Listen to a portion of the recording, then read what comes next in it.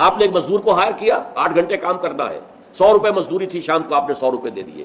وہ 101 ڈیمانڈ نہیں کر سکتا۔ لیکن اگر آپ نے دیکھا ہے کہ اس نے بڑی محنت سے کام کیا، چاہے کوئی سپروائز کر رہا تھا یا نہیں کر رہا تھا، ہی واز ورکنگ، آپ نے اس کو 10 روپے 20 روپے اور دے دیے، یہ فضل ہے،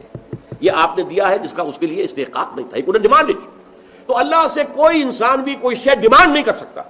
جو بھی کچھ اللہ دیتا ہے وہ فضل ہے۔ روزی ہم اگر کماتے ہیں، محنت کرتے ہیں، بھاگ دوڑ کرتے ہیں، اس کے لیے چاہے دفتروں میں گھس گھس کرتے ہیں اپنے قلم سے، اور چاہے کسی چلاتے ہیں، اینٹیں ڈھوتے ہیں، یا کہیں کارخانے میں کام کرتے ہیں یا دکان، لیکن جو کچھ ملتا ہے اسے اللہ کا فضل سمجھو، اپنی محنت اور مزدوری کا حاصل نہ سمجھو۔ لہذا سورہ جمعہ ہی کے اندر آ جائے گی وہ آیت، فَإِذَا قُضِيَتِ الصَّلَاةُ فَانتَشِرُوا فِي الْأَرْضِ وَابْتَغُوا مِن فَضْلِ اللَّهِ۔ جب نماز جمعہ ادا ہو چکے تو اب تم پھیل سکتے ہو، جاؤ اپنے اپنے کام پر، جاب پر، اپنی محنت پر، دکان پر، ریڑھی پر، جس پر بھی جاؤ محنت کرو، اللہ کا فضل تلاش کرو۔ تو جو کچھ ملے گا وہ اللہ کا فضل ہے، you can't demand it from Allah, یہ آپ کا حق نہیں۔